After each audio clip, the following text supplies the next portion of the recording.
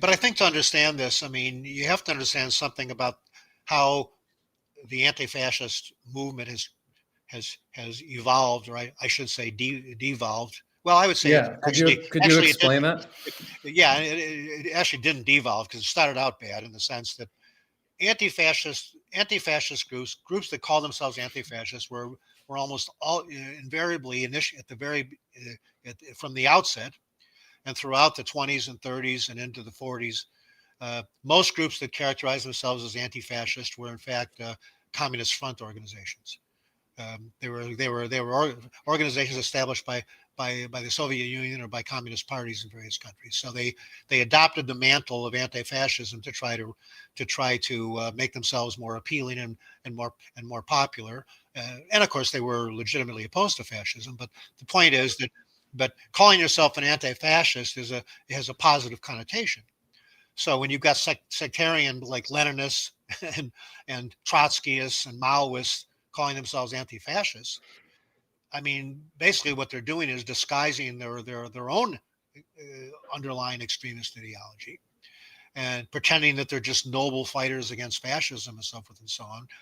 So all the original anti-fascist networks, well, maybe not all of them, but I would say 95% of them in the 20s and 30s were established by communist parties, most of which were linked to the Soviet Union. So the original first wave of anti-fascist groups were basically communist front organizations. Then in the 80s, there was a whole new wave of anti-fascist, and those were associated with like the anarcho-punk movement and the squatters movements and so forth and so on. And that arose to some extent because of the problem posed by Nazi skinheads.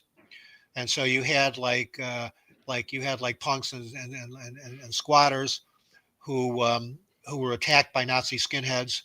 Um, and then you even had like groups of skinheads who were like you had two different groups of skinheads, the skinheads against racial prejudice, which were anti-racist skinheads, and then you had actually left-wing communist and anarchist skinheads known as red and anarchist skinheads. And those people mobilized, joined together with the punks to fight on the street in some cases with the with Nazi with neo-Nazi skinheads and so forth and so on. I think the first of the skinhead groups that really mobilized against the Nazi skinheads was a group in Minnesota called the Baldies. But anyway, so the second wave of anti-fascism was just in some extent a response to a real threat. On the street and at gigs. I mean, I remember like in the early 80s, even in San Francisco, there were a group of Nazi skins who started coming to punk shows and starting fights and brawls and causing trouble all the time. And it was creating like a really tense scene. It was making it very not enjoyable to go to gigs at all, because there's this tension in the air. You could be physically attacked. Mm-hmm. So there were legitimate reasons for the rise, I guess you could say, of a new anti-fascist movement, like in the 80s, and which when entered into the 90s. But then, of course, it got warped because a lot of the anti-fascists are extremists themselves.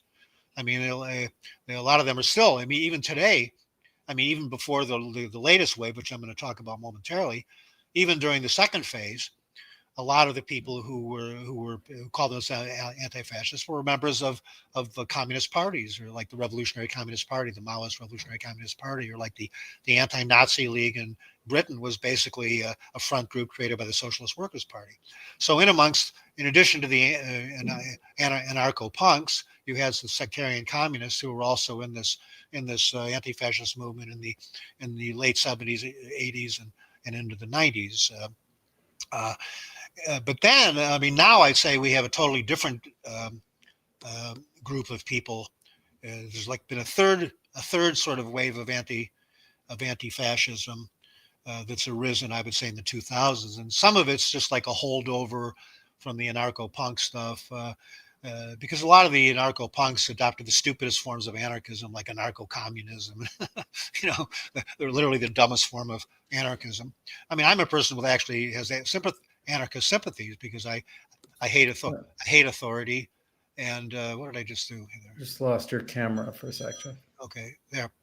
I hate authority, and so I had I've always uh, been a anti-authoritarian, and I don't want anybody telling me what to do, whether it's the state or whether it's just mainstream normies or anything like that. So I have a kind of sympathy for the idea of a kind of decentralized political structure that's non-authoritarian and everything like that. But a lot of the people who are anarchists have totally delusional utopian views.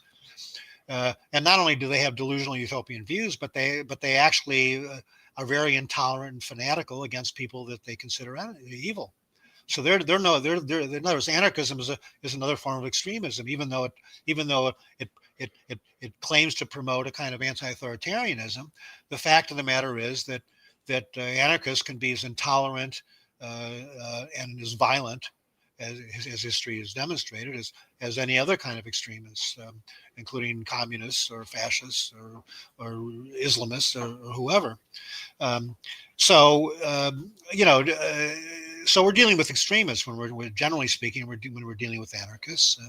I mean, some of them are more pacifistic, but there's a significant number that think that violence against fascists and other people they designate as enemies is perfectly appropriate, and that's why you see these mobs of anti-fascists attacking innocent people on the streets, people who just express opinions they don't agree with, who they smear as fascists.